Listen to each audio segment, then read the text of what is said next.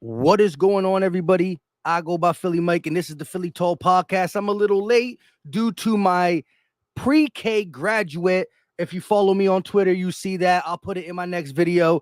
We're going to go live. We'll definitely have a video recapping everything because there's probably going to be more stuff coming out once I get off here. But let's go through it. Shout out to Notification Gang. 20 seconds. We already got about 17, 13, 25 people in the building. Much love and respect. Antonio, Steven, Tyler, Trey, what's going on with y'all? I like the fact that they have a big screen. So the players can watch back what they're doing, good, bad, ugly, sad, on the big screen. And I think it's big for the young players to get a feel of just NFL level talent to the left, to the right of you, what other people do. So I like that new animatronic or whatever you want to call it for the Eagles.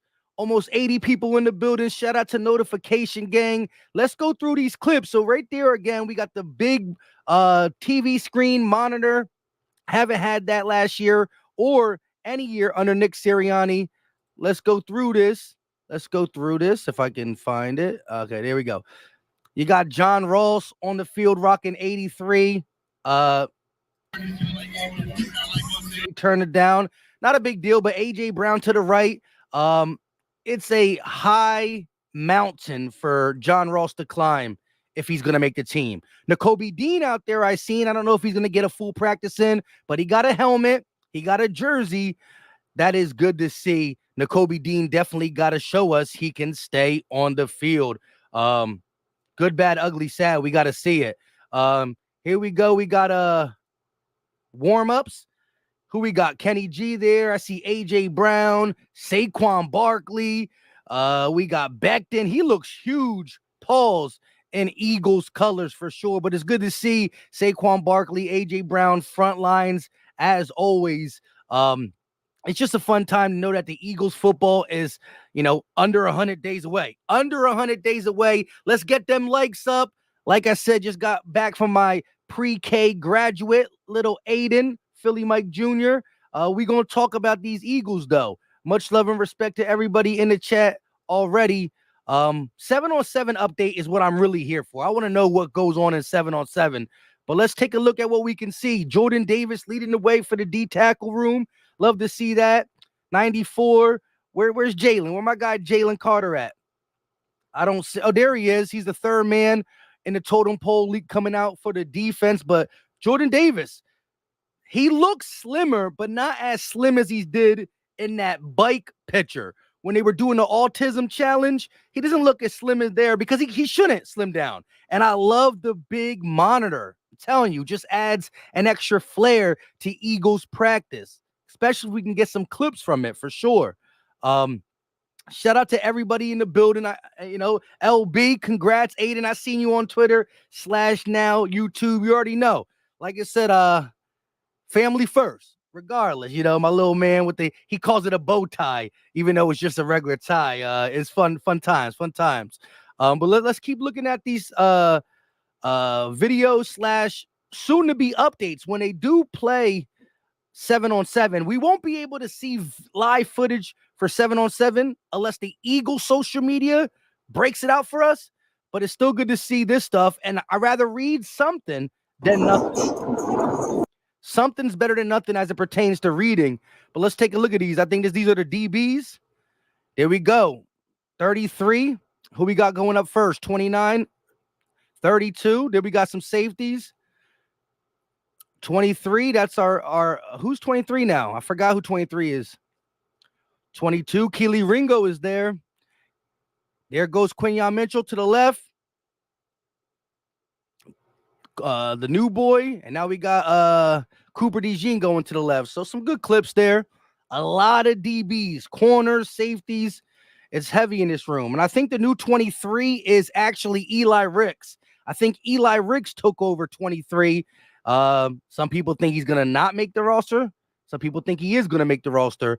35, I believe, is our new guy. One of our new guys. Or wait, is 23 Sean Stevens? It's either Sean Stevens or Eli Ricks. Correct me in the chat. I could barely see with the these views that I'm trying to do. Let's take a look at AJ Brown, just always working on his craft. Was that AJ Brown? No, that was not AJ Brown. But we got wide receivers here. I'm losing my mind. Let me get to the chat, see what the chat is saying. 41 is Sean Stevenson. Okay, there you go. Correct me. Like I said, this is all rushed. 23 is Ricks. That's what I thought. 41 is Sean Stevenson. Good to know. I still remember a year ago or 2 years ago, Devontae Smith running the ladder. I ain't never see footwork the way Devontae Smith's footwork was. But shout out to everybody in the chat. Ricks is 23. Sean Stevens is 41. Shoot, so many DBs. I'm losing my mind. Losing my mind. There was a clip of AJ Brown. There's a picture of AJ Brown. Here we go. Who we got here? That's John Ross. I don't know why. Like, you get a new receiver, and Eagles media is like so factionated, or I don't even say the word, but like I want to see the other receivers run routes. Why are we focusing in on John Ross like he's the new toy? It's an uphill battle for him to make the roster. Listen, I'm wishing him the best, but I want the best players to be on the Eagles team. Shout out to Nolan Smith, 82 on the sidelines. He will be back sooner than later. Shout out to my guy. He hit me up in my inbox. We trying to make something happen. My guy, Nolan Smith, is following me, and we trying to make something happen. But I respect his grind for sure. Eagles wide receiver go through drills. Okay, let's see. Do we get some? There we go. Joseph Ngata. All right, it's the same drill, but now we see it from a different angle because every beat writer has something different to show. I think we've seen this, so we going back up out of it. I'm late, so we see. Here we go. There's some AJ Brown for you.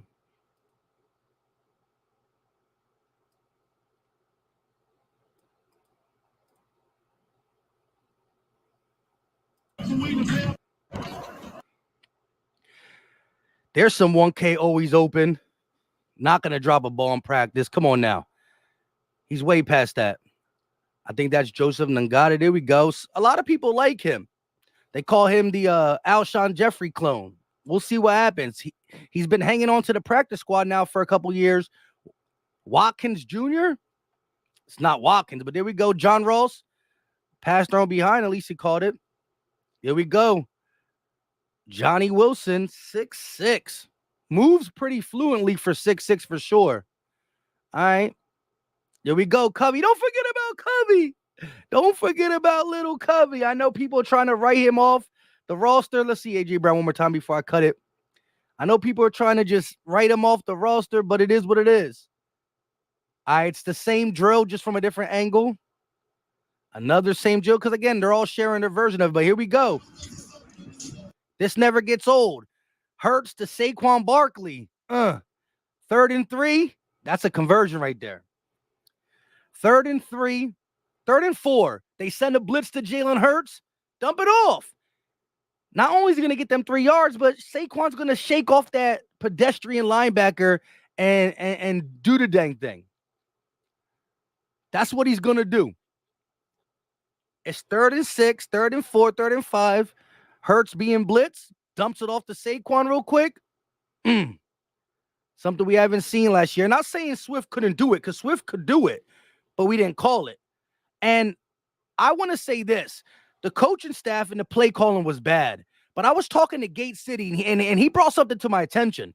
Aaron Moorhead and these receivers, not saying Devontae and AJ are being blamed, but like the timing and the communication, which falls on the wide receiver coach and the offensive coordinator, but it was just all off because Devontae Smith was hot and he's running, putting extra steps into his stem.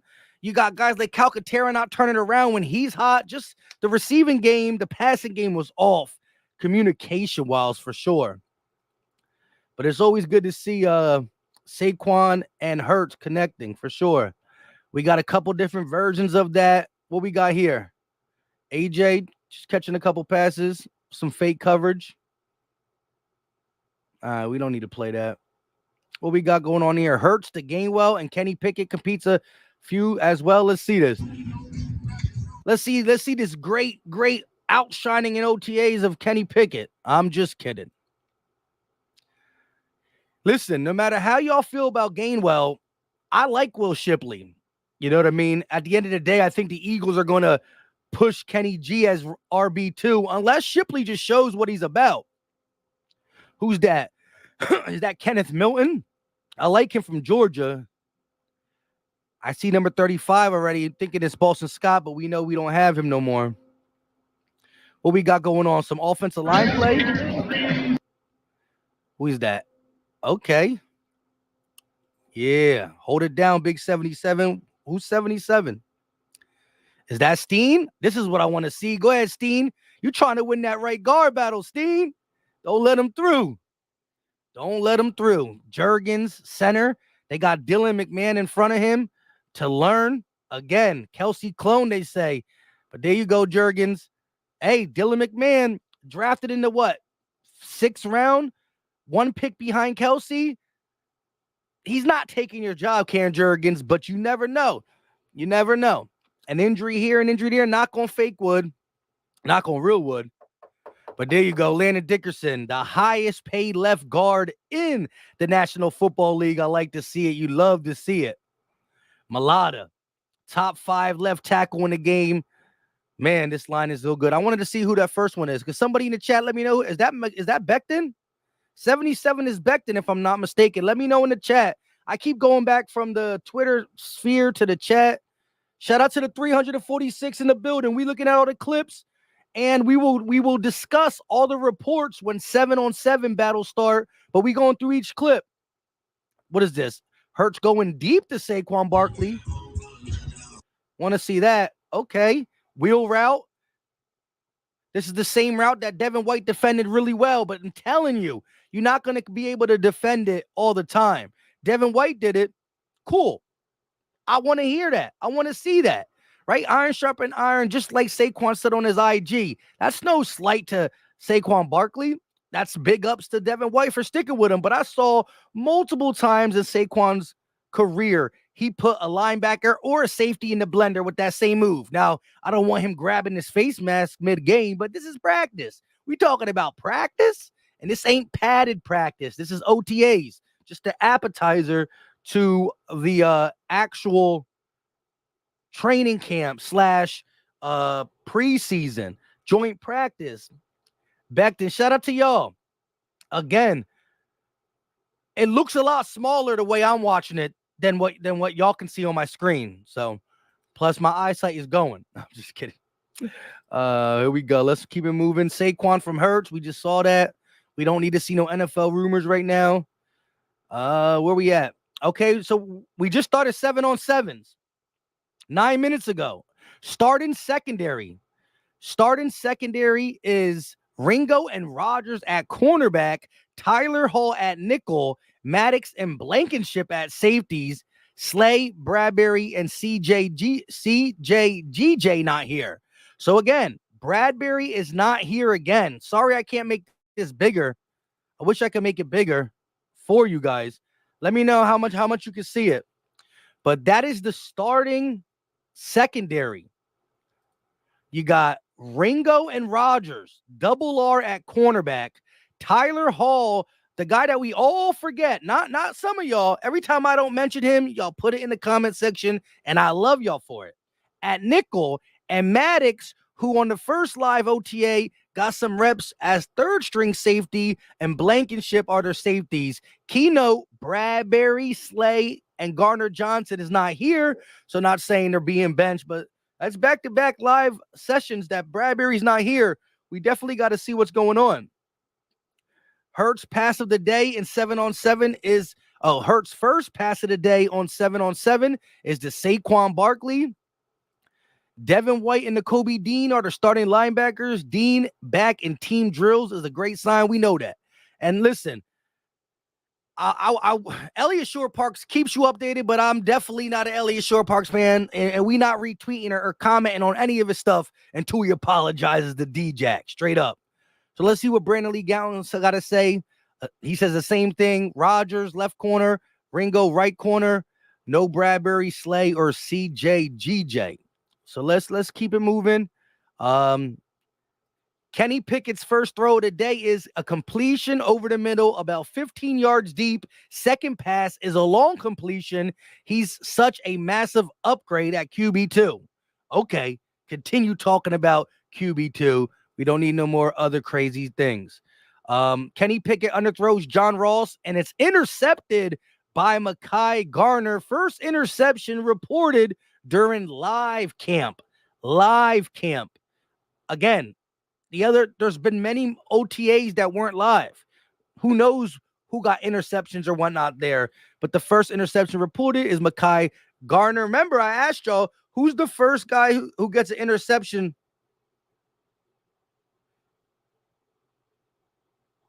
My bad, I got to answer them. Who's the first rookie to get an interception? We're going to see who that is eventually. Where are we at? DeJean and Quinyarn are outside corners with the second unit. Mekhi Garner at safety picks off Pickett. I like it. So far in both live sessions, they only played Cooper DeJean and Quinyon Mitchell as corners, whether it's inside, outside, but with the second unit. Neither of them cracked the first unit thus far. We got time. Mekhi Garner gets an interception. Kenny Pickett, deep pass to John Ross, blah, blah, blah, blah, blah. Let me see what the chat is saying. Shout out to everybody in the building. I see y'all. T said push control and plus to zoom in, bro. Okay, control plus. Shout out to you. I should have been looked at this. Let's go back to this. And when we click on the next thing, we got any more? 2 minutes ago. So let's see. Control plus. Oh, dang. There, you're right. That looks a lot better. Shout out to T in the chat with the Devontae Smith profile picture. So let's see if we can yeah, so there we go. So far what we have learned is this. You know, Kenny Pickett had a couple good throws, a deep completion over the middle for 15 yards and another long one. Believe he's a massive upgrade at QB2 compared to Marcus Mariota. We do know that with no CJ, Bradbury, and Slay, the starting corners are Isaiah Rodgers and Keely Ringo, Avonte Maddox at safety with Blankenship. But the interesting thing is Tyler Hall, first team reps at nickel. And again, not saying Tyler Hall is better than Cooper DeJean. Again, they're going to work these rookies in slowly. No rush. If we're seeing no first team reps or anything by training camp and joint practice, then we get a little worried. But I love to see this. Devin White and Nakobe Dean are the starting linebackers. Can we get a round of applause for Nakobe Dean? Can we get a round of applause for Nakobe Dean being able to just get on the field? That's the start. Whether you don't believe in him or do believe in him, the initial thing we need to see is availability is the best ability. Simple and plain. So it's real good to see. Devin White and Nakobe Dean starting linebackers. Dean back in team drills. Great sign. Again, that boot came off in February, and he's back. But I love the fact that Hurts pass of the day. First pass of the day was a Saquon Barkley. Let's see if we got any new updates. Mekhi Garner with the first pick. It was underthrown by Kenny Pickett. So I guess he's not making everything look good. Brandon Lee Gowton lets us know that Zach Bond and Devin White first team linebackers. Again, Nakobe Dean back taking part in 7-on-7, rotated with Bond on first team. So here's the thing. See, sometimes you get mixed match reporting. So Nakobe Dean got first team reps, but the first linebacker out there still was Zach Bond. So Zach Bond and Nakobe Dean are rotating. I repeat, rotating at starting linebacker, but the first one was still Zach Bond alongside the Devin White. It's good to see Nakobe Dean back out there. Again, let him come in slowly, no rush. But David Russell, no Bradbury there. So far, at least on the defensive side, no big play Slay, no Bradbury, no CJ Garner-Johnson. And because no Bradbury, no CJ Gardner-Johnson, and no big play Slay, the starting corners was Isaiah Rodgers, Keely Ringo, and then at nickel, Tyler Hall, the low-key signing we got from the Raiders. And then at safety was Avonte Maddox and Reed Blankenship. Here we go.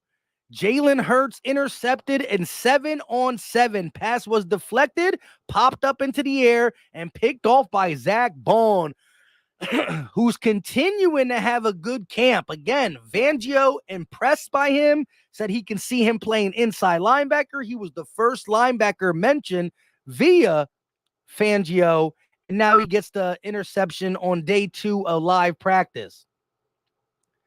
Zach Bond is putting in work, and again, not saying he's a better prospect. Listen, at the end of the day, availability matters, and Nakobe Dean got to start by showing not just me, but all Eagle Nation he can stay on the field.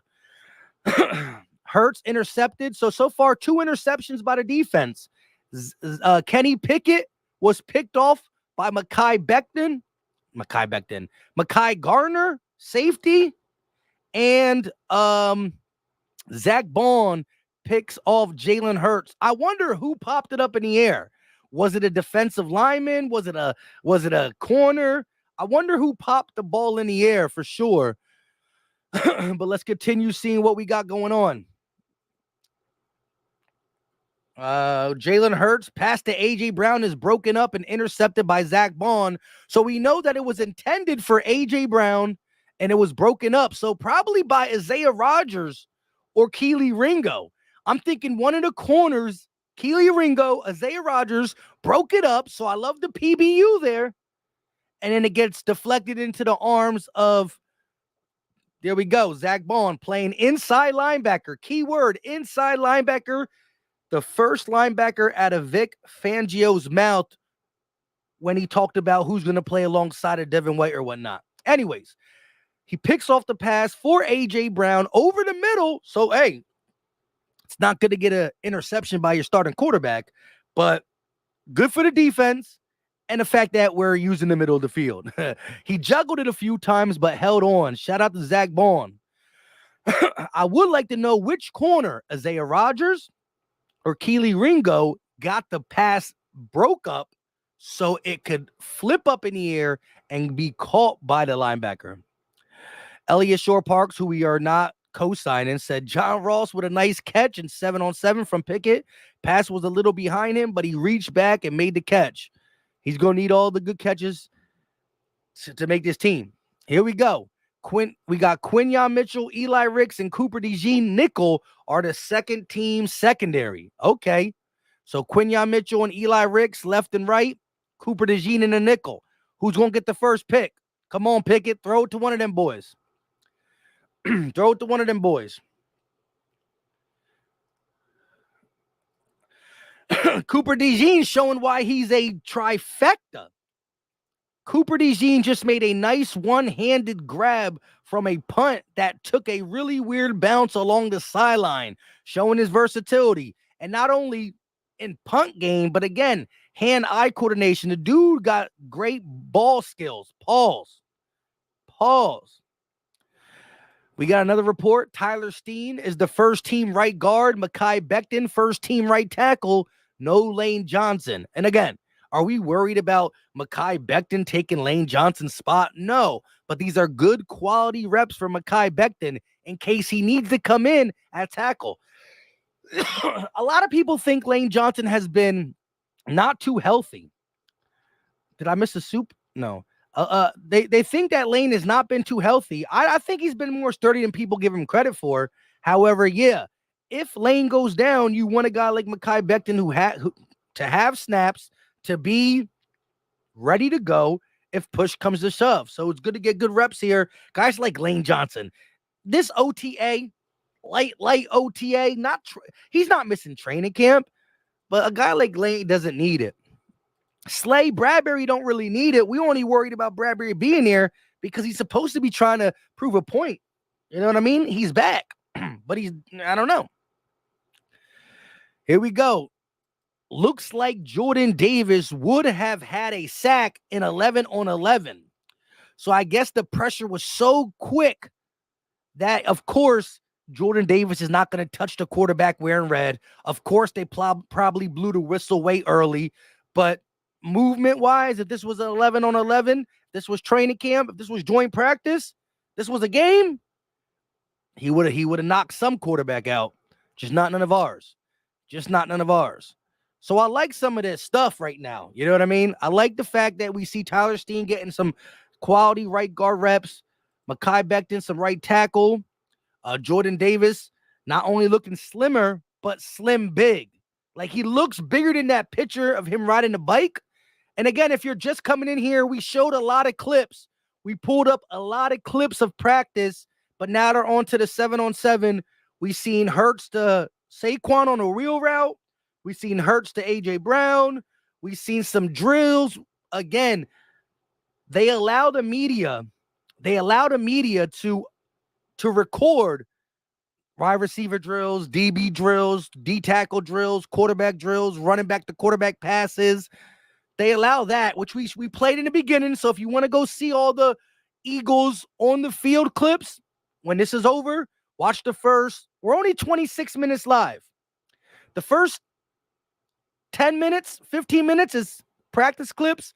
The last 10 minutes have been reading what is going on in 7-on-7s because we can't see that. Hopefully, the Eagles social media gives us some clips. Let's see if there's any updates. Anything else? No. Let's just go to this.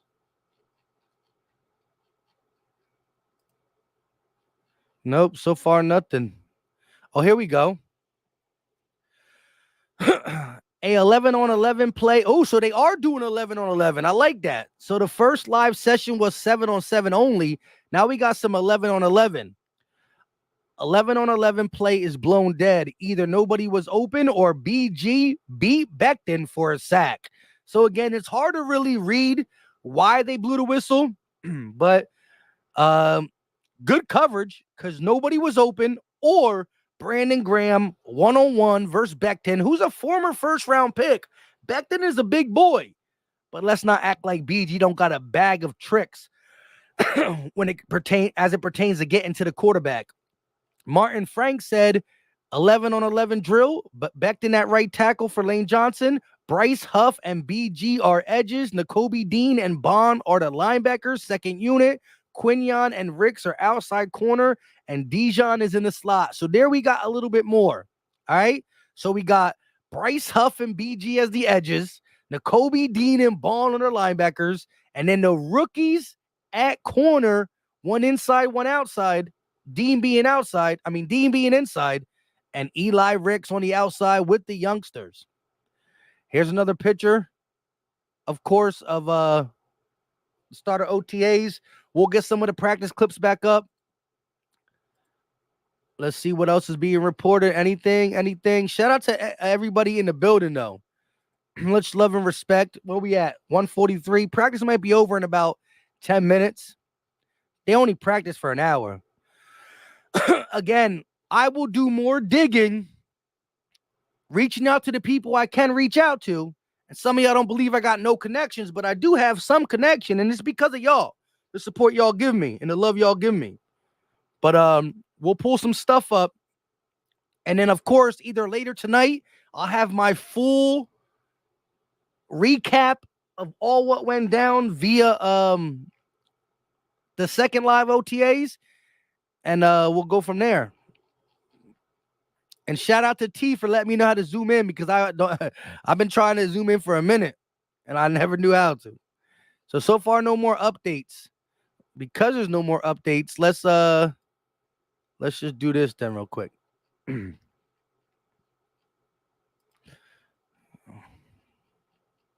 So how do I zoom out? I guess control with the, there we go.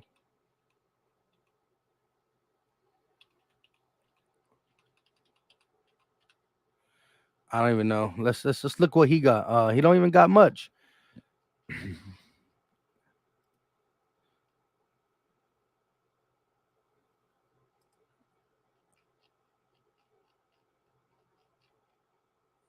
What are we doing? Shout out to everybody in the chat. He said, "Gotcha, bro. A better life. What's going on with you?" Let me just see who's. Chris Franklin always has good stuff. So let's look at some of these clips. Like I said, this was cool to see for sure. All the little offensive line matchups. Here's Tyler Steen, who wants to get that right guard position.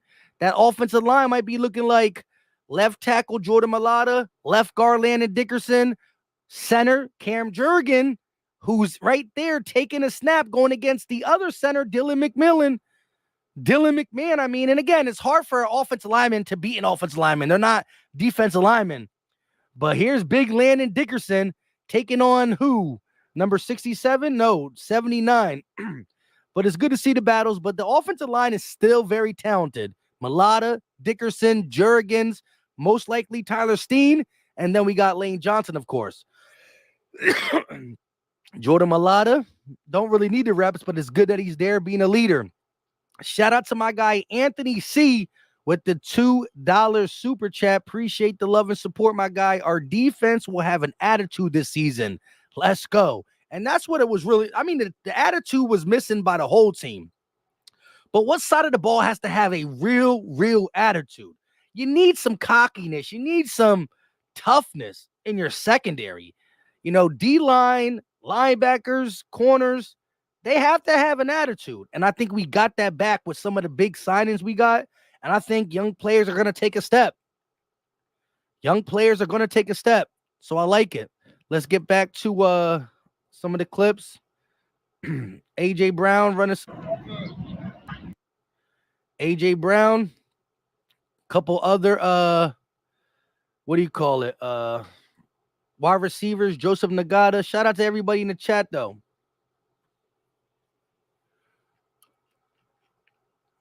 There we go. 41, Watkins Jr.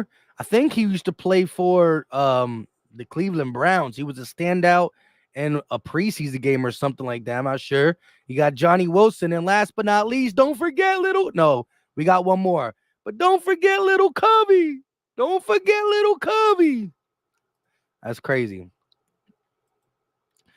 Let's see if we got any more updates via oh, here we go. Let's read it. Okay, we got a couple more updates since.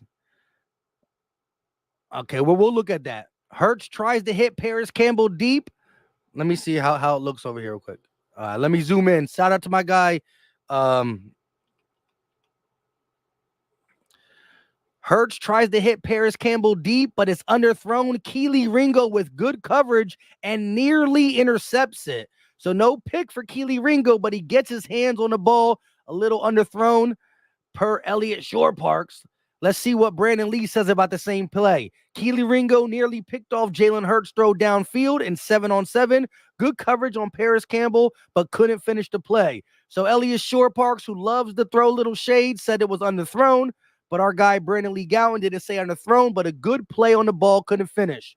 Hurts goes deep, Paris Campbell, good position. Right. A.J. Brown is wearing a towel that says unguardable. Shout out to A.J. Brown. Love the swag. Love the truthness. Unguardable. Shout out to my guy, G-Mac, Gunny Mac with the $5 super chat. He said, thoughts? Starting linebacker in 3-4 should be Nolan Smith, Devin White, Jeremiah Trotter Jr., and Dean/Bond, pending Dean's health throughout the year. I'm not mad. I actually want Nolan Smith to get reps at outside linebacker, that, pass rushing, Joker style linebacker. He plays off ball a little bit, but mainly his job is to go at the quarterback, stand up version, not hand in the ground. But listen, Trotter Jr., if he can get in that rotation, I ain't mad at it. But we have other guys too. I think Oren Burks is going to be in the rotation as a pass rushing linebacker. Same with Okwara, that we signed from the Lions early in the offseason. But I like 3-4. A lot of people don't think we got the linebackers to play 3-4. They're right. But some of our edge rushers are going to B linebackers. Josh Sweat's role is going to change. I think it's going to pay dividends. I think Fangio sees something in him. Listen, Von Miller's not known for dropping back in coverage, but he's a linebacking pass rusher due to Fangio and some of the schemes he played 3-4. So I like it. Shout out to Gunny Mac with the $5 super chat. Let's get back to this. So he's wearing a towel saying unguardable. All right. Isaiah Rodgers picked 6 on Jalen Hurts, jumped the route and made the play. Rodgers has looked good through 2 OTA practices. Pick 6 Rodgers. Pick 6 Rodgers. For anybody who thinks he's not making the roster, I don't know what to tell you. He might even look, he's automatically making the roster. Right? He's automatically making the roster. Where his PT is now going up. Now, again, it's 2 OTA practices. What is he going to do in training camp, joint practice, preseason, and week 1 if he gets a PT? What is he going to do when it matters? But people don't really understand how good he was with the Colts. He played 11 games. I forgot how many snaps he had, but Pro Football Focus graded him very high. He graded out as a top 10 corner. I'm telling you. Isaiah Rodgers picked 6 on a short Hurts pass over the middle intended for Barkley. So my guy, listen, Isaiah Rodgers guarding that's the lovely style interception. There's no way Isaiah Rodgers was guarding Saquon Barkley. No way. So Isaiah Rodgers probably guarded an outside receiver, reads Jalen Hurts' eyes, leaves his assignment, and goes get a pick. And go gets a pick. On a running back. Now, I don't know exactly how it happened. I'm just guessing. Your football IQ should tell you Isaiah Rodgers was not guarding Saquon Barkley. So if he intercepted a pass that was going to Saquon and he jumped the route, football IQ at its best. Football IQ at its best. You love to see it. Pickett, nice sideline curl pass to John Ross. Cooper DeJean with a nice pass breakup along the sideline. So, Quinyon Mitchell had 2 PBUs, OTA live day 1 and OTA live day 2. Cooper DeJean with a PBU. But it's Mekhi Garner with an interception on Pickett. It's Zach Bond on an interception on Jalen Hurts that was tipped and deflected. Don't know which corner deflected it. And now pick 6 Rodgers, who jumped the route.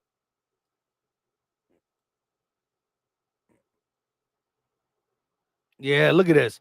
Quentin Williams says he watched tape of Reddick last season with Bryce Huff. Reddick is now a Jet, and Huff is now an Eagle. It's crazy. Crazy world we live in. Just to let everybody know. Shout out to little Philly Mike. That's little Philly Mike right there. Well, his name is Aiden, but this is why I was late for the updates. I came in, practice started at 12:50. I was here at 1:15. Little Philly Mike, know what I'm saying? Here we go. Name's Aiden. Had the man bun under the little cap. You know what I'm saying? So shout out to y'all. Much love and respect. My extended family. So I'm guessing practice is over, but I will we can listen into some of the what do you call it? The interviews. I'm gonna see if they let me do that. 1 second, guys. I'm gonna play a clip for y'all. While I do something. 1 second. I'm losing my mind. 1 second. I gotta check one thing before I can continue, and we'll read some more stuff and we'll go over hopefully their press conferences. Whoever talks.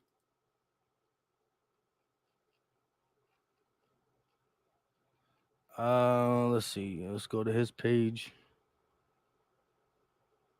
Let's look at this real quick.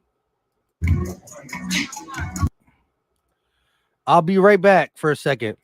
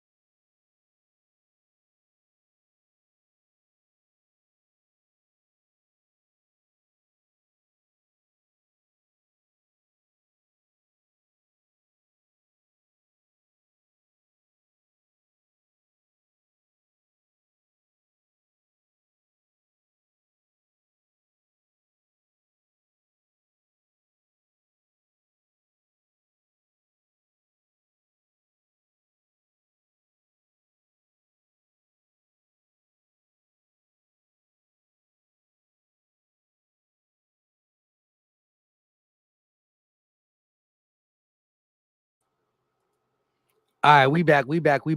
Like I said, if you're just jumping in here, the 7-on-7 and 11-on-11s, we can't see live, but we can see the practice clips. So I went over the practice clips first, and then we looked at some of the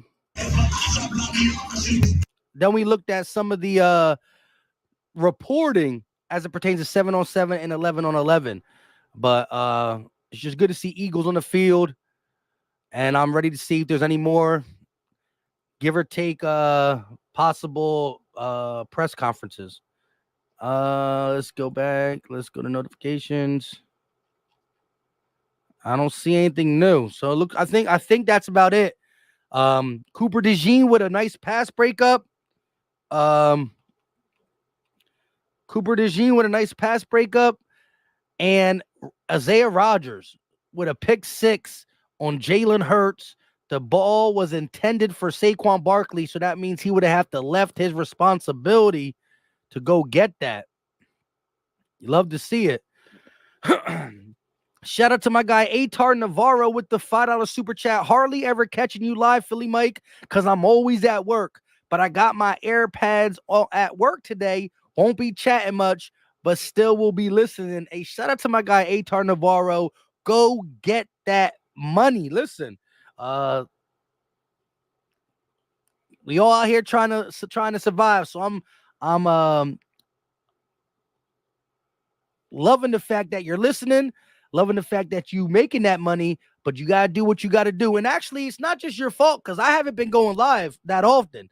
I think I haven't been live for like 2 weeks straight. So I need to go live more. And just for my guy, Atar Navarro, need to do it more in the evenings, right? That 6, 7, 8 o'clock. My guy on the clock early, 1:57, first shift. Shout out to all my first shift workers. That's me. But again, why am I not at work? Couple reasons. Main reason is my 4-year-old graduated pre-K. But again, shout out to my guy Atar Navarro with the $5 super chats. We need some call-ins, Mike. You know what? Depending on what we do, what we've been live for, 43 minutes. I want to see if they're gonna they normally do some press conferences after. Yeah, you know what I mean? Like, what's going on? They normally do press conferences after, right? So I'm trying to see, like, I'll let the press conference play. We'll talk about what they said, but we could have some call-ins right now.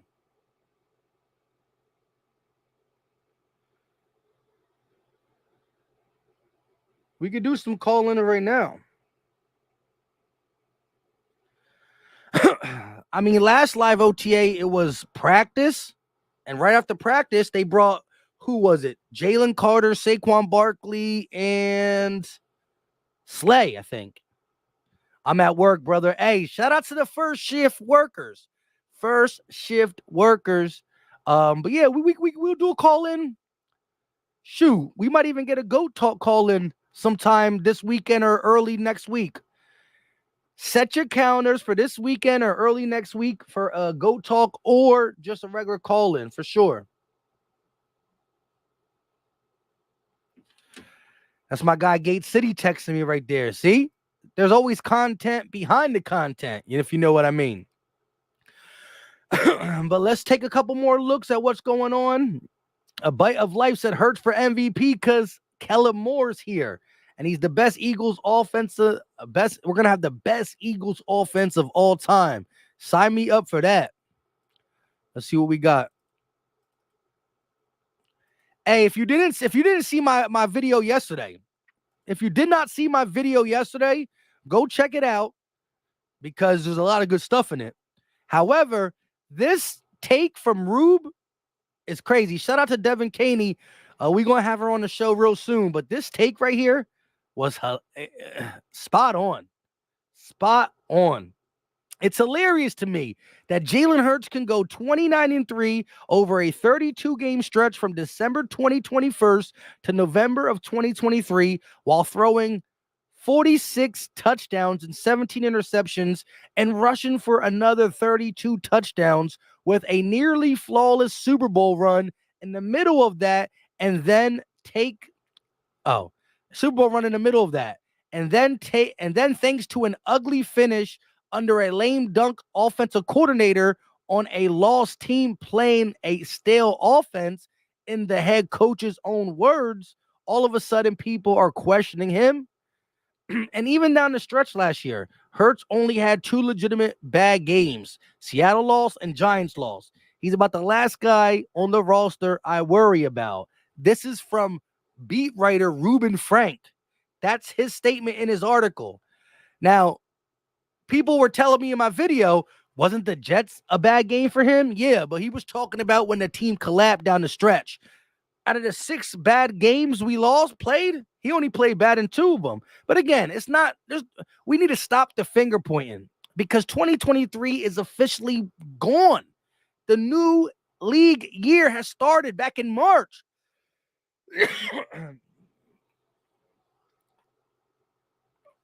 We straight are in a new league year since March, April, May, going into June. We got to move on. Let's see what else we got. So practice ended a little earlier than I thought.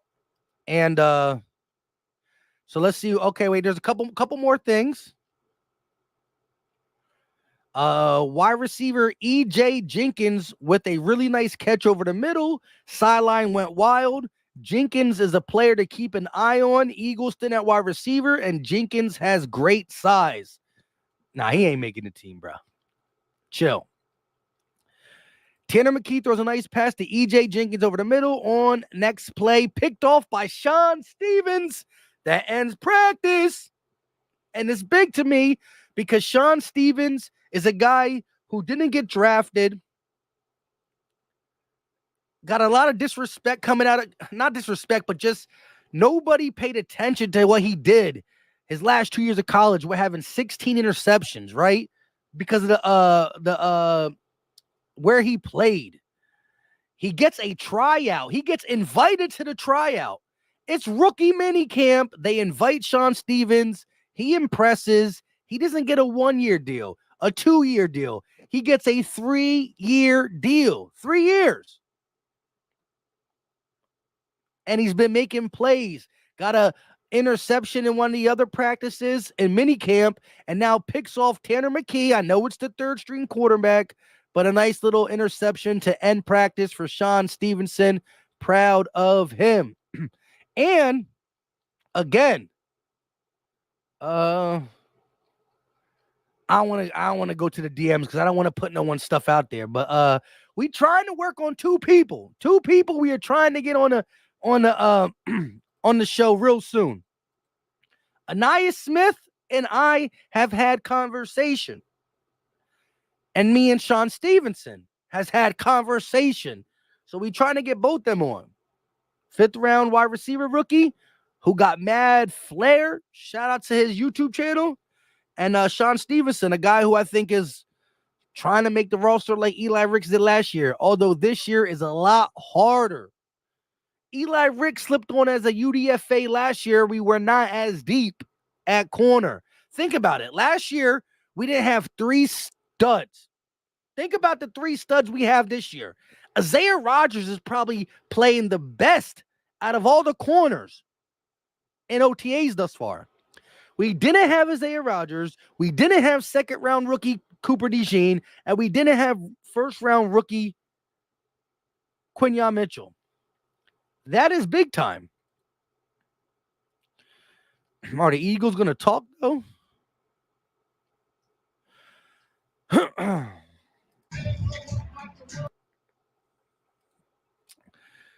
Let's look at some routes, I guess, while we see what's going on. Shout out to the chat. What's going on with y'all? We got 458 people in the building. Hit the like button. How many likes we got on this? We got to have at least 200. Come on. Can we get 200? We get 200 likes. We had 165 likes. Can we get 200 likes? I greatly appreciate it. And again, I will be breaking down a lot more coverage on this OTA practice, especially when we hear more from the beat writers and the press conferences. I don't know when the press conferences are coming, but they should be coming sooner rather than later. 30 more likes. Let's see what's going on.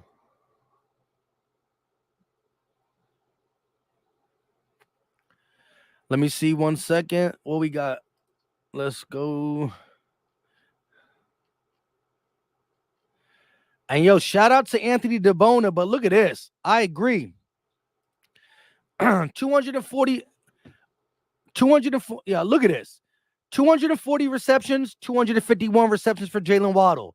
3,178 yards, 3,385 yards. 19 touchdowns, 18 touchdowns. 75 mil, 84 mil. 51 guaranteed, 76 guaranteed. This man got 25 million more guaranteed, 3.25 more mil annually. And look, again, Howie Roseman continues to do the dang thing. They're live.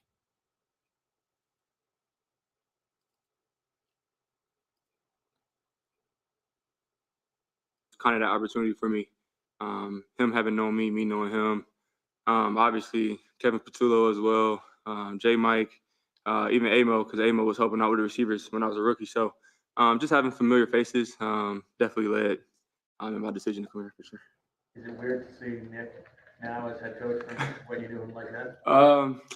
Yes and no. Obviously, he's got to be more vocal as a head coach and always in front of the team. But even when I was in Indy with him, you kind of just seen it trending that way that he would get a head coaching job at some point. Just the way he kind of went Can y'all hear it loud and clear? About business, obviously succeeding in offenses there in Indy. So it wasn't a surprise to have him get the opportunity, but it's definitely a little bit different, like seeing him up front all the time. It's cool though. Is there anything different about him that you've noticed? No, I get asked that question a lot, and that's the one thing I can say about Nick. Like, he's the same person from the first day I met him to now. No matter what his job title is, like he's the exact same person every single day, and you got to respect that, especially when a guy moves up in the ranks for sure. Hey, after being with Isaiah Rodgers in Indy, what can you tell us about his game? And for a guy who hasn't played in a year and a half, what have you seen from him? Yeah, well, just knowing him and obviously seeing him out there, he's not really missing a beat. You can tell he stayed in shape. I actually talked to him and asked him what did you do for a whole year? And he was telling me like he was trying to emulate his schedule as if he was in the season. So he would work out on Sundays and kind of take Tuesday as his day off, and then kind of go through workouts as he was practicing, and it shows, man. But he's a skillful player, smart, instinctive. He's got all the athletic ability in the world, and I think he'll be a great piece to the team. Harris, your opportunity on this team is, I think, third team, right? How do you view this opportunity, 1-year contract? How are you looking at your situation? Yeah. To be honest with you, man, my career to this point, it's been a lot of ups and downs. I tend to harp on the downs more than the ups. But another opportunity is all I need. That's at the end of the day, that's all I wanted. I'm just a guy that's going to try to make the most of the opportunity whenever it comes, whenever it shows. And, I take pride in that. Obviously, the number of opportunities wherever you are may be limited, but that's why I say you got to make the most of them. And each and every day, man, I'm just trying to get better at my craft, being a better teammate, being a better person. all the intangible things. And like I said, when opportunity comes my way, I just want to make the most of it. On the downs instead of the ups, is that a conscious decision, or is that something that just kind of happens? I think a little bit of both. I think just the guy that I am, my competitive nature.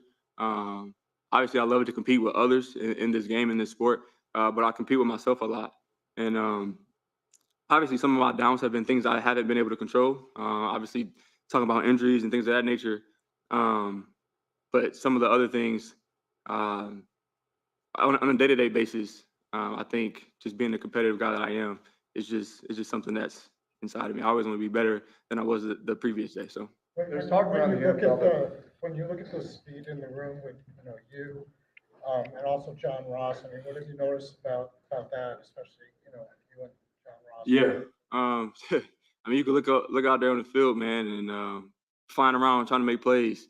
And for me, and I'm sure John as well. Like every time you're on the field, you just want to put that speed on tape. No matter if you're the number one reading the play or the last reading the play, you always just want to put that speed, on tape. And obviously, the quarterbacks to see that, the coaches to see that, and hopefully more opportunities come from that. Just always going hard. There's talk around the NFL that they might want to shift the workouts to late June or late July, thinking about like injuries and prevention towards that. And some have talked about how off-season schedules for players, what that looks like. What are your thoughts on that? What do you consider? Yeah, to be honest, I haven't really put much thought into it. I feel like now, like I'm year 6 in the league, I kind of gotta, not kind of, but I have a pretty good routine. How I schedule my off season in terms of dates and report dates and all that stuff like that. But shoot, if they're willing to push it back, like I'm not gonna be mad because that kind of just gives us more time, obviously with our families and kind of doing the same things, just working out. Like the first 2 weeks of OTAs is kind of just working out and training and stuff like that, which I mean we're kind of doing already. You know what I mean? But then I see the side of it coming in when we do because got a lot of new faces, guys that you signed in free agency, and then obviously the draft. So I mean, it's not a bad thing that we come in when we do because guys get to kind of be around each other, know each other, and create that bond early on. You mentioned the injury history for yourself. Do you think that schedule shift would help in terms of injury recovery and streamlining that to the season? I mean, yes and no. Speaking personally, I feel like a lot of my injuries have been things out of my control. I feel like I've had a lot of freak injuries. Can prevent, I don't know. But I mean, more time off, more rest, more recovery. I mean, if you're doing it the right way, then it's definitely beneficial for sure. Second round back in 19, the Eagles were very interested in you. What do you remember from that period, that process? Yeah, it's actually funny because I took a top 30 visit here, and I remember my visit vividly. Coming in, like just really loving the place, loving the staff, loving the people, especially like just having like conversations with Howie and just kind of just being in the building. Like it felt right to me. And I remember like going home after my top 30 visit, talking to my girlfriend, wife now, and my mom, like, was like, dang, I really like the Eagles. And that was kind of one of my teams, like going into the draft. Like I thought that I might be here. And I know that there's been talks that, it almost happened or whatever. But I mean, in hindsight of things, like things always work out how they're supposed to be. Now I'm here. So I don't know if it was meant to be like that. Obviously it was, but now I'm here. So The new offense being installed here, do you feel that it levels the playing field for you with your competition at all? So I think obviously with Kellen being here, at the end of the day for me, like football is football. And obviously, like I said, like being with a familiar face and Nick. So working with him and kind of like knowing what he's done in the past. And then obviously Kellen being a different dynamic. The good thing is like a lot of that stuff is similar, just different terms and different names. So for me, it's been very easy to kind of just be in here and get in the offense and understand it. So yeah, I think that's a credit to another reason why I came here, just knowing Nick has some type of hand in the offense with Kellen. So it definitely helps me. What about your impressions of Jalen Hurts so far? Can you say that again? Impressions of Jalen Hurts so far. Yeah, shoot. So I remember when I first like agreed to terms to come here, the first person I got a text was from Jalen. And he was basically just saying like excited to, have you here. He said he kind of watched me from afar, just knowing that I was a speedy guy, good player, whatever. But just, that meant a lot to me for him to reach out, during that time. And since I've been here, man, he's been nose down, like just works hard. He's a great leader. Just kind of his presence, his aura, it just speaks volumes of the player he is, the leader he is, the person he is, man. And he's just grinding to get better each and every day. And, when you're in a building with a guy like that, you just want to play for them and want to get better with them. So. Injury prevention front, do you notice that the way that they do things here is different than the other places you have been? So I would say that they are very, very, very detailed. Like Fernando and his team, they're like super, super detailed. Like even today, like we got these little things where we kind of rate our soreness from the prior practice and things like that. And talking with Steph and the nutritionist, just about plans and all that stuff. Like they're very, very detailed. And I've been in places where it's been like that. But I think this is kind of a step up, just how they're so attentive to those things. And I think it's definitely beneficial to the players for sure. You mentioned Nick a Let's couple go. times Keep him as healthy. far as why he came here, and even Kevin and Jason, but having AJ and Devontae in that room as a fellow receiver, how does that, you sort of envision getting a lot of one-on-ones? Yeah, man, to be honest with you, like looking at the room and looking at the situation, it's like I'm blessed to be with two of the best receivers in the game. Best receivers. From the outside looking in, like the question is, like, why would you go there? They already got these guys. But I'm like, man, I wanna be around greatness. Like I want to be in there and be with these guys and work with these guys and learn from these guys. Obviously, me and AJ came in together. Devontae came in the year after, and so like I've known AJ prior because we trained together for the combine and all that stuff. But like to be in a room with those guys, like it's only room to opportunity to learn more. Like these are two of the best.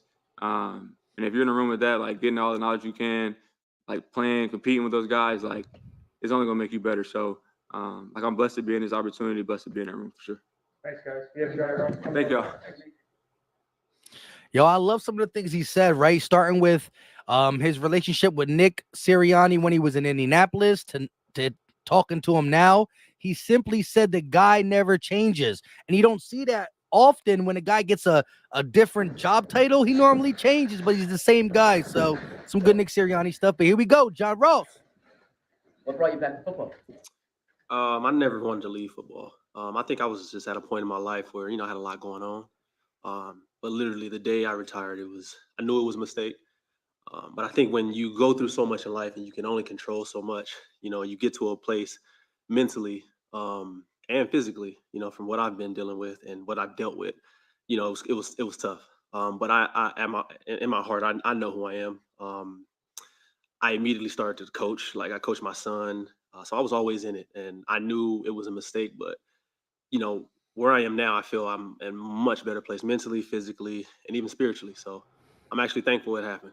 John, it might be a little humbling maybe to have to come to a tryout situation and show what you can do. I mean, how did you approach, your first chance here to make it back into the league?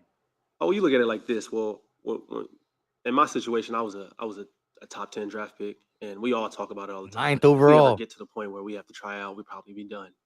But then you get to that point, and you're like, you don't have no other choice. And when I got the opportunity, I was probably the happiest person on earth.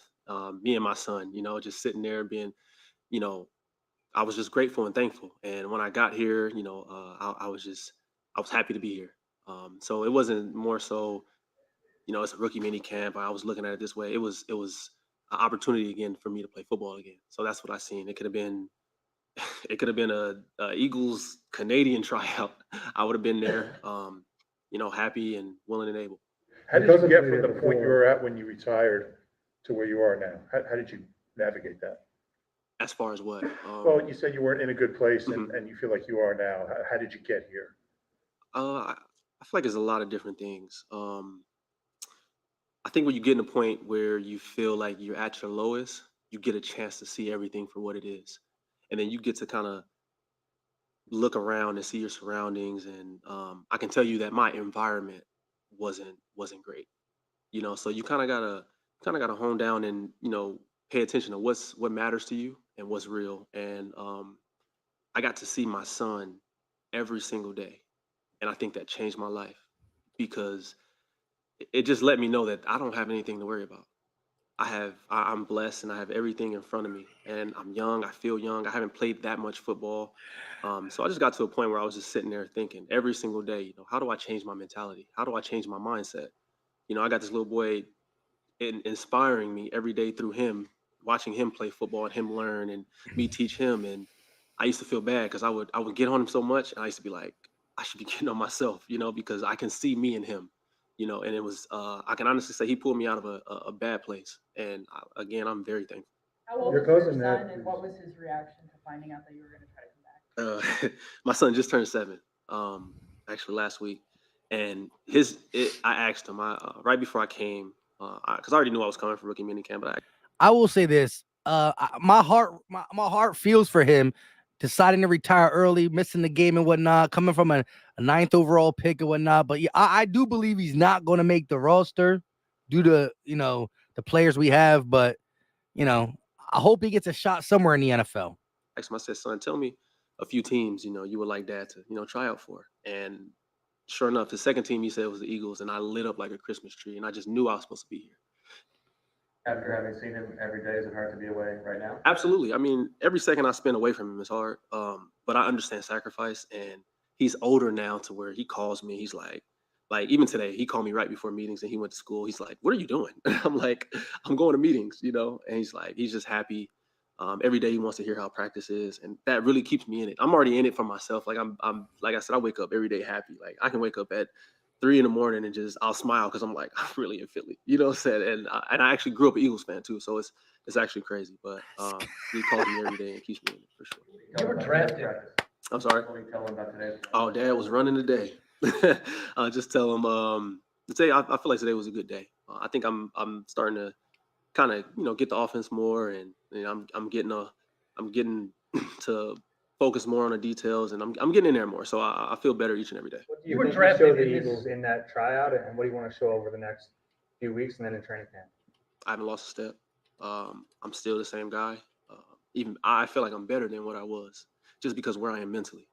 I think physically that was probably my biggest problem. I've dealt with so many injuries, and I mean, sure enough, you guys know, you've heard.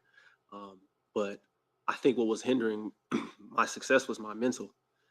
But because of how I was feeling physically, so tying all that together, I think it kind of put me in a bad place. But where I am now, like I don't see myself in a bad place at all. So you were drafted in this city, right? Absolutely. Okay. Do you have any recollections of what that was like? All the Philly fans and that, and you went on the hospital visit and that. Yeah, I don't remember too much of what we did. I do remember some of that.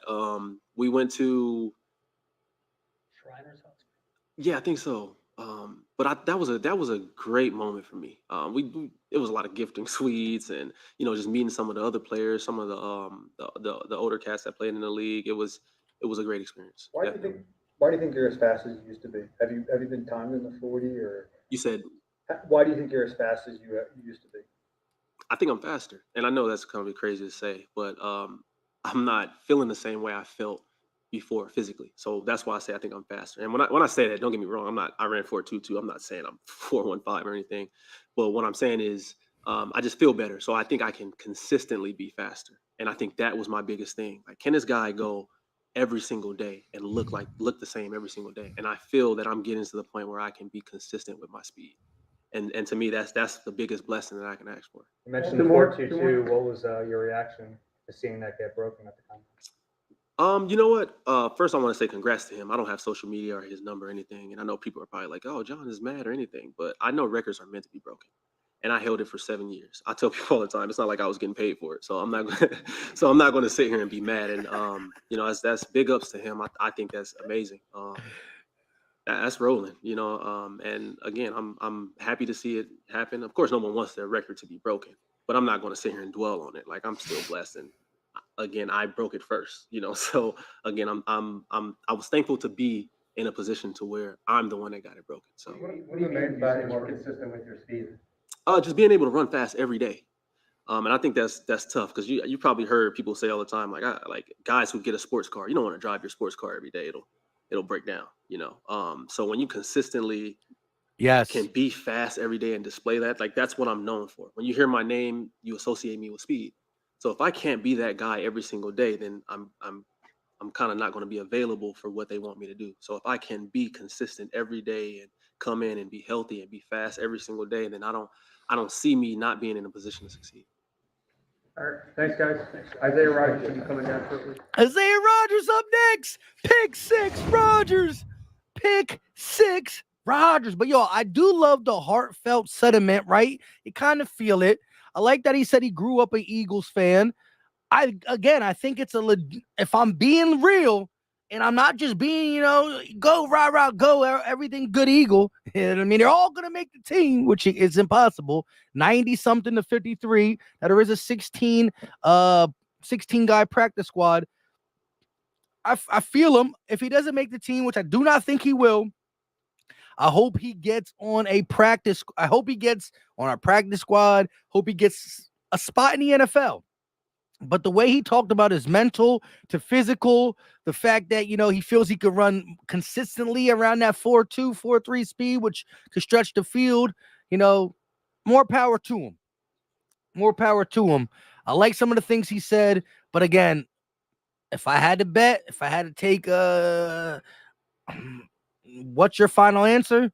Is he's not going to make the 53. But I can't wait to see what IR34 says. IR34. Let's go. IR34. Yo, Isaiah Rodgers just tweeted 5 minutes ago a picture of him, but he's about to be up to the podium. Let's go. My man's tweeting as they're like, yo, where's Isaiah Rodgers? We trying to get him on the podium. He's over there tweeting. IR34. Here we go. Pick 6. Let's see what my man got to say. How y'all doing? How'd that pick 6 feel? Wait, what happened? How'd pick 6 feel? I feel good. It's just a blessing to be back, man. Feel real good. What was the hardest part of the last year for you? I say just being away from a locker room, that brotherhood feeling and just understanding that, I made a mistake and, I did my time and just being back around, a great team and a great culture of guys and just finally getting that locker room environment back into my heart. It feels real good. Can you explain why the league initially this offseason allowed certain guys to come back, that it's similar transgressions and yours took a little bit longer? I think mine was because of, the actions that was towards mine. I think a lot of people only did certain things, so their punishment wasn't as strong as mine. So I think that's why a lot of guys were able to come back. Isaiah, it doesn't look like you missed the date, really. You come in and, made an impact these first 2 OTAs that we've seen. How have you been able to what did you do during this time away? How were you able to keep from getting rusty, I guess?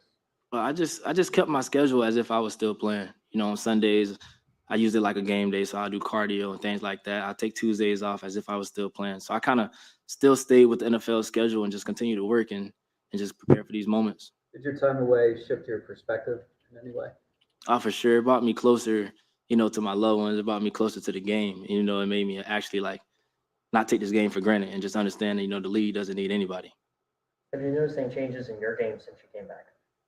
I say I'm faster. I think that's the one thing I can say. I worked on my speed this offseason. I worked on my hands. So I think just making plays on the ball is one thing that I definitely played a factor in throughout this offseason, just building up my speed. How did it come together with the Eagles in the first place? I don't know. They just called and, they jumped the gun. I jumped the gun. This is definitely somewhere I wanted to be. Were you the only one? Yeah. How much did it help to have, you got that done early back in the spring. How much did it help to have a team, even though you couldn't be here, to have a concrete goal and feel a part of the team? Just knowing that they were a team that wanted me, despite of the whole entire suspension, just knowing that I had a place that I can call home when the time came and it's now. So I think just knowing that a team actually were willing to sacrifice of just holding me out and just trusting and believing that I'll continue to work during the offseason, know that I'll come back and be a better player. Who was the consistent voice from the organization in that patient period? Really nobody. It was just really my agent. My agent was the main one just talking to me. It was nobody in the building just continuously talking to me or anything like that. It was really my agent just telling me just keep my head up and just keep working. Sports gambling is more of an issue now in the NFL and in pro sports overall. What perspective do you have on what athletes deal with and what they should know from your story? Just rules are rules, and they're there for a reason. So you break them, you get your consequences. If you don't, you continue to be great. So I think that's one thing that everybody should learn. What are enough understanding of what those rules actually are? The actual legislation around all this stuff has changed rapidly in the last couple of years. Is there among your peers enough understanding of what the rules actually I think if it's not, it should be. I understand. So, yeah, if I got to be that guy to let everyone around me know, or people around the league to know that, you might want to understand those rules, or you'll be in my shoes. What are your thoughts on the kickoff? Oh, I love them. I love them. I think I think once you get past that first level, there's really nobody else there. So we'll see how it goes. It's gonna be a little different to actually see it, but I'm ready to actually get it going full speed. Isaiah, have you leaned on your cousin Dominic Rodgers Cromartie in terms of what it's like to play football in the city? Oh yeah, I talk to him every day. Like I don't think a day go by I don't talk to him. So I don't really talk to him so much about the city. I just talk to him about like just being in the NFL in general and just knowing how he was able to stay in the league for 13 years. And I think that's my goal as well. It's one thing to practice on your own back home, but I mean to come in and not look rusty in 7-on-7 and that kind of thing. Where does that come from? I mean, it's one thing to work out by yourself, but this is different. I think it's a mindset.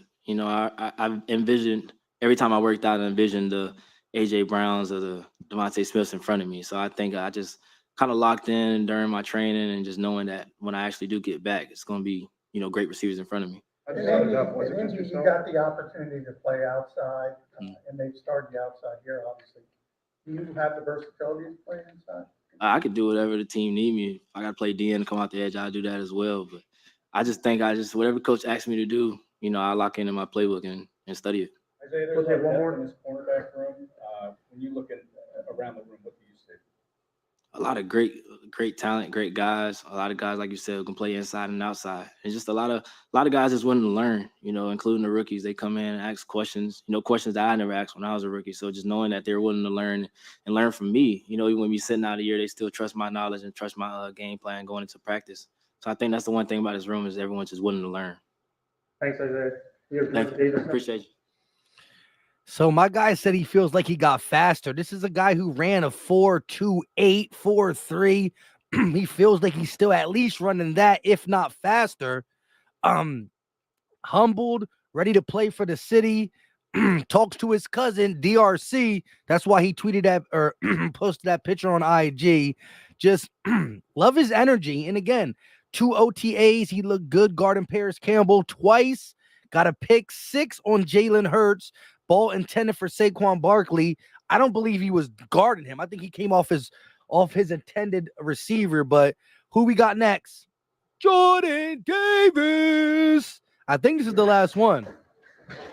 Let's get this thing started. Jordan, what's this offseason been like for you, and what type of shape do you feel like you're in now compared to the end of last season? Definitely improvement, man.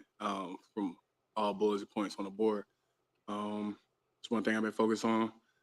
Just getting better. I said the same thing last year for my rookie year. I wanted to get better every year, and I'm finding ways to improve that. Obviously, stepping into a much larger role than I was last year, and I know what's expected of me. But in terms of just being in my best shape, I'm getting in the best condition of my life. So that's just not from me. That's from top down, from the D-line. That's the standard that we demand from each other. So if you look over there, practice, we working, we running, we getting after it. So definitely, you can always improve. I'm not going to sit there and stop. I'm not comfortable where I'm at, but I'm definitely, improving, definitely improving. How'd you go about changing your conditioning? Was it something that you focused on more than you had in the past? Yeah, it's just diet, really just diet, cutting out the juice and shit, or cutting out the juice and stuff.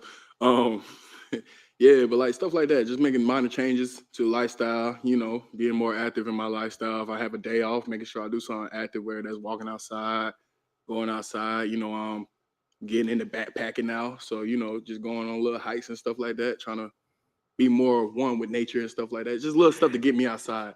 Don't want to be sedentary, don't want to sit inside all the time. When I have free time, know I should be doing something, improving, whether that's watching film, doing stuff like that. If you're going to sit there and watch TV, watch 15 minutes of film before you start watching TV. Just little stuff like that. Did you lose actual weight, a number, or did you just get more time? Get more lean. Yeah, I'm 350 right now. That's pretty much where you were last year. Pretty much. Well, I was a little above last year, but 350 now. But obviously, it looks a lot better than how I did last year. And I feel a lot better than I did last year. And, we just continue on. We got a plan here. And we just keep on working. Do you think you'll be able to handle the snap, like significantly more snaps per game? Definitely. I'll be able to answer the call. I know it's required of me. I know Vic is leaning on me. I know the D-line's leaning on us. So I definitely think that I'll be able to handle it. That's what I'm working for. Nobody's coming to save us now. So, we got to put the load on our backs. And that's coming from, me, Jalen Carter, Milton Williams, Marlon. It's just everybody. We got more that's expected of us, so we have to go out there and show it. It's your first all season without. You mentioned Vic a little bit. What's been his feedback, and what has he tried to impart to you and Jalen now that Fletcher's not here? Just be ourselves, really. We love Fletch. Grateful for him. He led the way. But Vic coming in with a new scheme, a new defense, and fortunately, it's something that me and Jalen played before. Old school. I'm sure you heard that all the time. He's old school, so he don't give a damn. We running. He expects us, everybody that's on the field, he expecting us to be on the field for as long as we can. So, we just know that he wants us to be out there. And, if you're going to be a player, you're going to be a dude. You want to be out there and you want to play. So, I want to be that dude, so I want to play. Obviously, I'm sure everybody that's on the field wants to make plays and stuff like that. And the only way we could do that is just being on the field. So, fourth defensive coordinator in 3 years. How is he different personally than the other guys you've had? No bullshit. There's no bullshit. And I hope y'all can believe that out. But it's really no BS with him. It's straight ball. Some people like it for better or for worse. I play with all types of coaches from high school, college.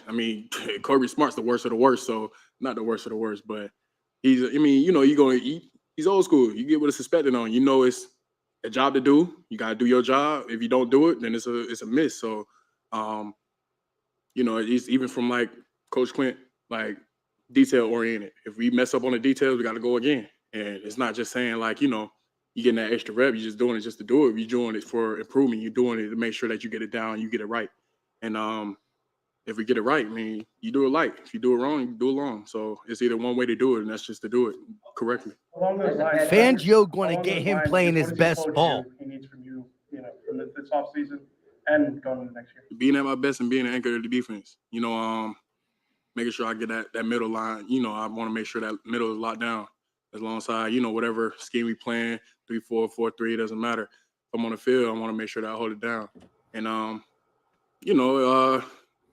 it's really just setting the wall, setting the wall for the linebackers. That's what I've been doing. So I'm definitely excited for that. I'm sure the linebackers are excited to have guys like us in the D-line room to hold up. But at the same time, we also athletic enough, we know, and we smart enough that we can make plays on our own too. So, we just complementary football. We just making sure that we playing in our right scheme, and then whatever happens, be an athlete. What kind of adjustment would be not to have much to lean on? Not much of an adjustment. Well, it is an adjustment. I ain't gonna sit there in front. Fletch's my guy. So, but at the end of the day, he's not here anymore. It's us. So we can't sit there and think about, if Fletch was here, blah, blah, blah, if Fletch was here. And we love him. God knows we love him. But, at the end of the day, we have to go out and we have to make sure that we put our best foot forward and we continue that. And like I said, nobody's coming to save us. So what you going to do? What we going to do? So. As a pass rusher, how are you now compared to the past 2 off seasons? As a pass rusher, how are you now compared to the past 2 off seasons? I'm improving, and I'm loving it. Even now, it's just knowing the details. Like I said, Coach Clint, man, he's all about the details. He always on that. We spend a lot of time, and even just us as players, we spend a lot of time after practice. Like the reason why I'm here late is because like a couple of the D-line, we stay out there 15 minutes, 20 minutes, 30 minutes after everybody goes in. We call it Breakfast Club, but we're really late. But, we just spend the time just working on our craft, and that's not us going 100%. We're not going full throttle, but it's just making sure that you get them hands right. You stab lift, and you make sure that you work them swipes, and you want to make sure that you just little detail, little nuances that go with it. And if you're doing it in the group, it started out with just 2, now it's like 3, 4, 5. So, I guess going to you in terms of leadership, it's not really a set leader, but, we try to lead by example. We try to pull everybody along. We always have a saying, I can't climb if my brother's falling. So if everybody else is getting better, then we getting better as a unit. With physical endurance, it seems like there's also mental endurance.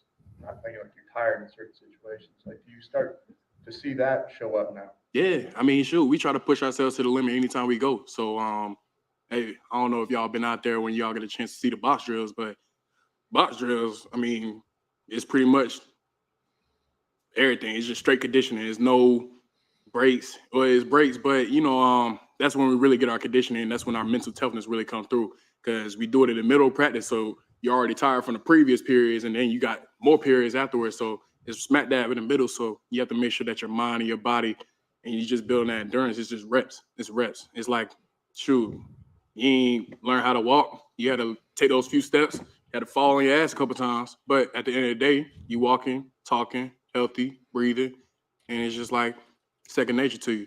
So the more rest that we get, the more comfortable we are, the more conditioned we are, and the more that we be able to sustain and make plays. What's been your substitute for juice? Substitute for juice? Water. It ain't no other substitute, man. It's straight water. Get that. Yeah, Nolan. Yeah, Nolan.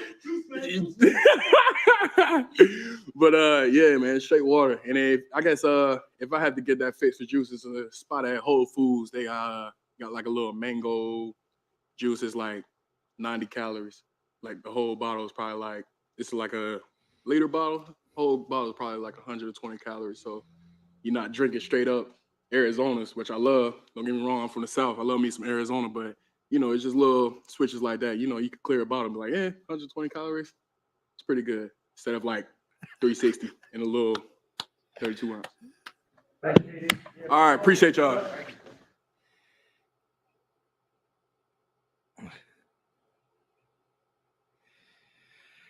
I think this is the last one, to be honest. So we heard from Paris Campbell, John Ross, Isaiah Rodgers, Jordan Davis. Nolan Smith is coming up. Never mind, they got a lot of people today. I'm about to be here all day long.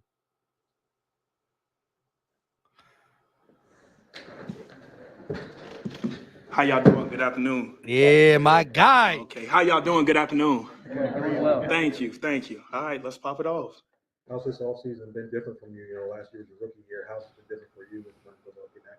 Man, just learning. I'm just learning. I'm taking the same attitude and approach I did last year, trying to help the team any way I can. Still be that juice, that energy guy, always picking people up. And just really, I can't climb with my brother falling, like JD said. So I'm just here just to learn, fly around. And I feel like this that year I turned the corner, just me and just watching the game and just studying. What's the reality of what you were dealing with health-wise last year, and how has that changed to this point? I want no problems health-wise, man. I'm just ready to play football, ready to fly around. It's a learning curve. A lot of people think you're supposed to come in the league and dominate and do all of this and that. And I got the same dreams and hopes that everybody have for me else. I want to get, 10 plus sacks and do all of that. But, realistically, it's a learning curve. These guys been in here 15 years. These guys been in here a long time. And I say praise to Lane Johnson. Lane Johnson taught me everything from getting my toes right to how I work, what I'm looking for in the tackle, and just different things like that. How's the shoulder this year? Oh, it's amazing. It's ready to go. Can't wait to use it. By toes right, what do you mean? Man, a lot of people don't know, like, look at her feet. They all scrunched up between. That's bad for all your Achilles and toes and stuff. And I didn't know that till I got to the league. So I put on toe spacers, lifting toe spacers, make sure my knees and stuff right. And look, when y'all go home, look at y'all feet. Y'all feet probably look like this. Your feet should be kind of like your fingers. Like you should be able to wiggle your toes and space them out. And I learned that from Lane. So. No Hassan Reddick this year, but they bring in Bryce Huff. Without Reddick, how do you feel about that? And then what about Bryce Huff? Have you guys connected? Hey, Bryce is an amazing guy, and so is Hassan. I learned so much from Hassan. So if you're trying to get me to say something bad about Seven, man, I love Seven to death because he gave his all to me. And he taught me things from here that I take with me for the rest of my life. And just even how he look at the game. A lot of people don't look at the game through like a real speed rusher standpoint. And so does Huff. We all look at the game different. And who can you learn from? Or are you too stubborn and be like, oh, no, I got it. I'm good. No, you always got to be a learner. And I learned that from BG. 15 years. He said, man, I learned so much from me. In my rookie year, I say freshman, but my rookie year, I was like, how he learned so much from me? But he just told me, like, you got to have an open mind and always be willing to learn and take stuff in. What are your first impressions of Vic? And, people talk about his old school mentality. I love it. I come from coaches like that. Like, a lot of people say the Bama family tree. No, it's the Georgia family tree now. So from the Georgia family tree, you know, those tough coaches that want you to push a little bit extra, give me a little bit more, and I expect more from you. That's what I want you to expect more from me. And that's what Coach Wash pushed me to that point. Like Coach Wash expects a lot from me and I expect a lot from myself. And he constantly, Coach Wash pushed me day in and day out that it ain't no problem to work for Coach Vic. So just to clarify, you didn't need any scope or anything on your shoulder, and you feel like it's 100%, and you're able to do everything. Ready to go. You want me to lift my hand up and see? I mean, I'm just playing with you. I'm just playing with you. Like it was an issue last year at times. Hey, man, we all struggle with our own battles internally, but hey, it's ready to go, though. What do you think was the toughest adjustment for you last year? Maybe something that you didn't quite expect to be as tough as it was. Man, I say it was the speed of the game, looking at too much, seeing too much, not seeing enough. And I just remember what BG told me, man, you see a little, see a lot. See too much, you don't see nothing. So that's one thing that I'm gonna just try to hone in on this year. Just focus on my keys, my line, my get off, just being on my stuff, being on my 2x2, and just focus on things that I can control. How about in terms of physically, you know, the jump between year one and year two, sometimes physically guys get a little bigger, a little stronger, they know more about nutrition. Have you been able to kind of change your body in any way to kind of withhold? Oh yeah, I'm coming in this year 245. I was about 238 last year. I was on the heavier side, but I'm gonna come in a little more bulky, and it wasn't because of people think no, I just want to get there, just personally, and me and Coach Wash talked about it, and he feel comfortable with that, and he said, as long as I keep my speed, we good. Both Nick Sirianni and Howard Roseman have talked about mentality especially on defense. You just talked about being the juice guy. How have you approached that? How do you think that's important to what you have and going into next year? Man, I feel like I got to be the energy guy. One, because I'm young.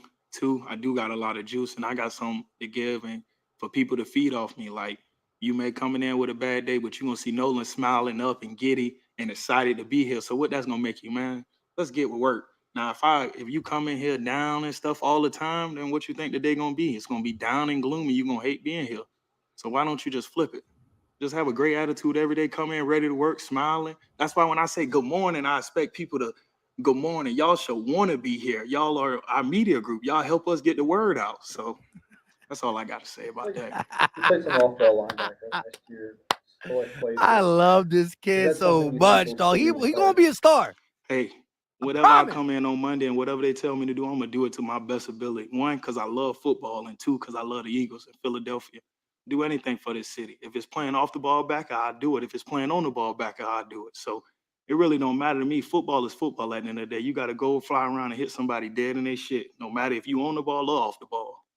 Before you got up here, you heard Jordan speaking. What have you seen different from Jordan this spring? If you can't tell, that boy look good. He nice and slim. He running around. He doing box drills like it's nothing. And the box drill, really, I told him it's like a linebacker drill. Like Coach Wash makes us do it just because we're all linebackers, DNs, but them big boys be doing it. And I couldn't be more proud of them just because it's not an easy drill. Shit, especially if you go out there and do it right now, I bet you would die. So yeah. And then imagine doing 4 sets of it. 5 dots, you got to touch everyone and finish through. So I just appreciate the work that they do because it'll bring us all closer. Like if you work hard and you sweat together, you connect together, and then you play together. So have you been backpacking with Jordan at all? Backpacking? Oh, you meant like hiking? Oh, I ain't knew what you meant. I want to go with him. I like when I go train, I train out in California in the mountains. So that one thing, I just be by myself, be isolated with my thoughts. And I told him we could go backpacking whenever you want, just cause ain't no greater connection than just a D tackle and his end. And I tell him that we feed off each other all the time, even in the game. I just look at JD. Oh, okay. And then that's it. We understand what we're doing. Talked about your ability to bring the energy. It seems like Jalen Hunt also has that in him too. What have been your early impressions of his personality and also his skill set? Oh yeah, he just like me. He run 1,000 miles an hour, and if he fuck up, he gonna fuck up 1,000 miles an hour. And I tell him keep doing that, because if you mess up 1,000 miles an hour, you gonna make something right happen. I'm sorry for my language. I don't mean to curse. It's just natural. I'm just coming off the field, and I just talk to him like that. Hey man, you mess up 1,000 miles an hour. And he can't curse you out. He could correct you, but at least you giving effort. At least you know, all right, well, he gonna give effort. I can coach him off that. And just man, I see so much of myself in him that I tell him, bro, I give you anything. Like, whatever you want to talk about, just because that's what Haas and BG did for me. And I just want to be one of those people that pass the torch, you know. I don't never want to be stingy with information just because we all a group. And I can't climb and my brother fall. And that's the truth. All right, thanks, guys. Thanks, Nolan. Appreciate y'all, man. Yo, Nolan Smith, this dude bring the energy, and I'm telling you, you know, it's going to translate. Year one, little shoulder, deep room. Listen, this man has a bag of tricks. Again, got to stay healthy, but I believe it's going to be utilized in 2024. His role is going to increase. This dude played 16% of the snaps on average. 16%. That's bumped up to 30. Even if he doesn't, he's playing 30% minimum. Then if he comes out like I know he can, showing off the speed, being utilized off ball as much as he's being utilized on ball, sky's limit. That 30, listen, by week one, he's playing at least 25%. Week one, he's playing 25 to 28% of the snaps. Week two, he'll be up to 30. By week 4 and 5, he'll be up to 45, 50% of the snaps. Not saying Bryce Huff and Josh Sweat and BG won't be doing their thing in Jalix Hunt, but watch how he's utilized. He's going to have 2 positions, and he has the energy. He'll be playing he'll be getting a lot of PT. With that being said, shout out to the 538 people in the building. Shout out to my guy, Screaming Jerry Lee, with a $2 super chat. Mike, he looks good and he sounds serious. The dude does. He has the energy, he has the spark, but he's serious about his craft and about learning and about the nuances and stuff like that. And again, he's going to be a versatile player for this defense, especially under Fangio's defense. And I got him automatically playing 25 to 30% of the snaps week 1, and it's going to go up. He's going to be a key contributor. I have him getting no less than 6 sacks. He'll have the least is 6 sacks this year. 6 sacks is the least. Remember that. Bookmark it. Screen record it. Write it down. I'll repeat that during training camp. I would love for him to get 10, but he's not going to have anything less than 6. And it starts out with 25, 30% of the snaps, but by week 4, 5, 6, 7, watch how much he's playing. On ball and off ball. And shout out to Show Enough. He said he's going to get a pick this year. But shout out one more time to Screaming Jerry Lee with the $2 super chat. He looks good and he sounds serious. I'm with you, Jerry Lee. Absolutely with you. Again, if you're just getting in here, we talked about OTA clips, OTA 7-on-7 and 11-on-11, and we listened to all the interviews. I will be breaking down the recap. Now, this is a long 1 hour and 38 minutes. I'm going to put all my thoughts on Nolan, Jordan, Isaiah Rodgers, Jalen Hurts, Saquon Barkley, Keely Ringo, Tyler Hall, who started, the rookies. That will all be in tomorrow's video. But if you got the notification bell hit, don't worry. You'll know. I don't know if it's going to be tomorrow video or tonight video. That being said, hit the like button. Let's get to 300. I saw somebody said we closing in 298. I love y'all. And again, stay tuned. More lives coming. I talked to Philly 500 on the phone a couple days ago. We trying to set something up. You know, me and LB, Battlebirds podcast, we trying to do some collabs with some people. So the live streams, the videos, all that's coming. Rewatch any part of this live stream if you want to see certain clips. Go ahead and fast forward, rewind, and all that. But I will be back soon, either tonight with a video or tomorrow morning around 11, 12.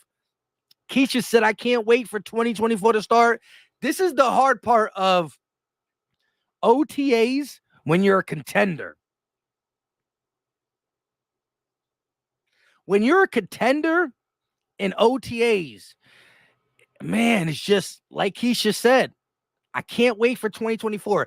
I believe all 500 people in this chat are just dying for the season to start. And maybe, okay, we don't got to be that greedy. Just give us the real training camps. Give us joint practice. Give us preseason. I want to know who makes this roster. I want to know how far we can go. I'm with you. Shout out to Keisha, who got that wrench. Much love and respect. Always showing love for the $2 super chat. And again, Show Enough said we got 302 likes. Let's go.